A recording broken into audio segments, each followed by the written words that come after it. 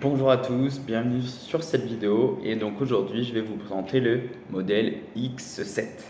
C'est un modèle de Minolta et donc déjà pour la petite histoire, Minolta ils étaient très connus à l'époque donc pour les appareils photo argentiques. Le problème c'est que lors du tournant vers le numérique ils étaient tellement confiants de leur appareil argentique qu'ils n'ont pas mis les moyens dans le numérique.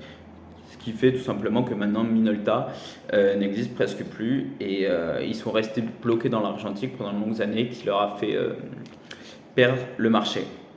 Mais donc l'avantage c'est que si vous retrouvez des appareils photo Minolta, ben, vous allez pouvoir vous régaler parce qu'ils sont à la pointe, c'est en contradiction avec le tourment, mais c'est à la pointe de l'électronique.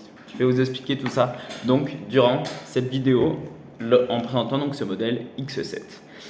Donc le modèle X7 c'est déjà un modèle qui est assez rare. Je ne l'ai presque jamais vu, j'ai regardé sur les différents sites, il est très compliqué à trouver.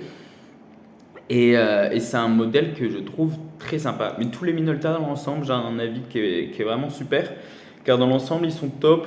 Si vous voulez être sûr de prendre de bonnes photos, il y a un très bon accompagnement avec les Minolta. Encore une fois, c'est la partie électronique qui va donner les clés en main pour pouvoir réussir l'intégralité de ces photos. Alors que les modèles qui sont plus vieux, il est des années 80, quand on va vers les années 50, mais c'est plus compliqué d'avoir des bonnes photos et ça prend beaucoup de temps, beaucoup de patience et beaucoup de pellicules, donc ça coûte vite cher de faire. Et donc voilà. Donc il y a des piles pour le moment, il faut mettre les piles, sinon on ne peut pas déclencher la prise de vue. Donc tout simplement, c'est ici pour charger et ici pour prendre la photo. Sur les caractéristiques donc de cet appareil photo, je vais vous le montrer de plus proche pour que vous puissiez le voir. Ici, tout d'abord, il y a un bouton on, off, et il y a un bouton baisser. Baisser, tout simplement, quand on le fait, il y a la lumière rouge qui s'allume pour voir s'il y a, maintenant, tac, s'il y a des piles. Et ensuite, il y a un bouton pour retardateur. Donc voilà, donc on va le mettre en mode on et ensuite je vais pouvoir vous montrer. Donc classique pour prendre des photos. Ici il y a, ça c'est pour le temps d'exposition, il y a seulement surexposition, sous-exposition, ce que je trouve d'ailleurs assez bien. Par exemple, c'est si vous allez au ski et que vous voulez prendre une photo de la neige, pour éviter qu'elle ressorte gris, vous allez monter un petit peu l'exposition et inversement, si vous êtes un soir. Donc ensuite, pour tourner cette bague, il y a deux façons. Si vous soulevez la bague et que vous la tournez, vous allez changer les ISO. ISO, c'est la sensibilité à la lumière et ça va dépendre de la pellicule que vous allez mettre à l'intérieur de votre caméra. Et donc sinon il faut appuyer sur ce bouton et ensuite vous pouvez tourner la bague où vous voulez. B, c'est un mode manuel, c'est-à-dire que j'appuie et ça reste ouvert aussi longtemps que je le souhaite. Et voici. Donc l'avantage, j'en ai parlé, de l'électronique chez Minolta, c'est que lorsque je mets mon œil dans la caméra, vous allez sûrement écouter, il y a un petit bip, j'ai l'impression de faire la marche arrière en voiture, mais c'est tout simplement la cellule qui va gérer elle-même le temps d'ouverture. Et ce qui peut donner des indications utiles, parce que par exemple si je prends une photo, il va mettre un temps, m'indiquer le temps d'ouverture que l'appareil va mettre. Et si je vois qu'il est trop ou trop élevé, tout simplement, je peux ajuster moi l'ouverture du diaphragme, ce qui peut être très utile. Tout simplement parce que l'appareil va prendre en compte l'ouverture du diaphragme que vous allez choisir vous et va choisir lui-même le temps d'ouverture. J'espère que c'est clair pour ce point-là. Je vais quand même vous faire un petit tour de l'appareil pour vous montrer que tout fonctionne bien. Quand il n'y a pas l'objectif, il n'y a que le mode B qui marche.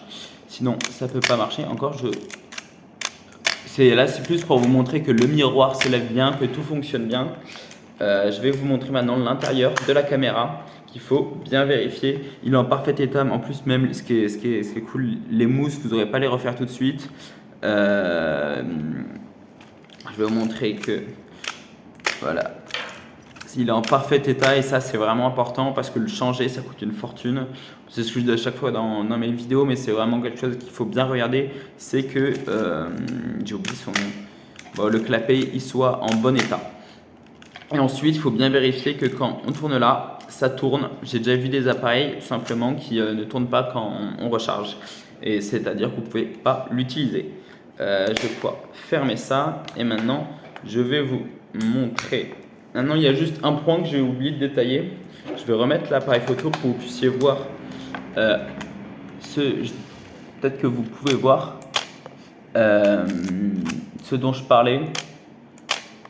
Pour les petits points rouges qui s'affichent, qui font une recommandation, mais juste, il y a un problème sur cet appareil photo, c'est que lorsque vous regardez là, il y a un petit trait au milieu qui rend la vision moins agréable. Ça ne va rien changer à la qualité de la photo finale, mais juste, lorsque vous mettrez votre œil, il y a un trait au milieu qui peut être désagréable. C'est pour ça que je vais faire, je pense, une petite réduction donc ça va être beaucoup moins cher que le prix, ça va être moins cher que le prix du marché, mais en soi, c'est un petit détail, c'est juste, bon. Je sais que moi je m'en foutrais complètement, mais pour certains c'est un problème et donc je préfère préciser. Et dernière chose qu'il faut bien vérifier lorsque vous achetez un appareil photo, c'est vous ouvrez donc les piles.